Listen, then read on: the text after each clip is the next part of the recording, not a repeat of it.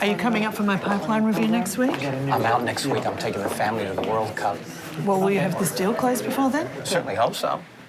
Good morning, everybody. Good morning.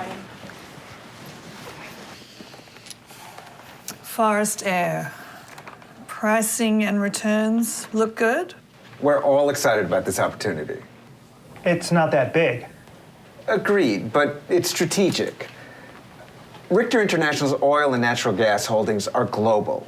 This could be the doorway into lots more opportunities in the midstream space, acquisition of reserves. I read that and I like all that, but what about Klaus Richter? The details of Richter International Group and Mr. Richter are documented in the backup materials. You did see the blog post in the Journal from last night about Richter International and Klaus Richter in particular. Blog post? It mentions rumors about Richter's handing out of lavish gifts and ticket packages in connection with the World Cup. Also brings up dirt about money laundering. You know anything about that? I saw it. The blog is alluding to an older story about an allegation having to do with a Russian politician. It alleges that he was running money through the fund and into his personal Swiss bank account.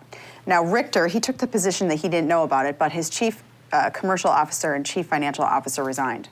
And there were no findings against Richter himself, then or now. And you're comfortable with this? The conduct relating to Mr. Richter is almost 8 years old. There were no findings against Mr. Richter. RIG's acquisition of Forest Air is recent and has nothing to do with past money laundering or any other accusations against Richter. Well, what if the money laundering was with a third world dictator, for example, or a suspected terrorist group? The fundamental question is whether any reputational risk accruing from Richter could force us to pass on the deal with Forest Air. Seems like you have a lot of work to do. What's next?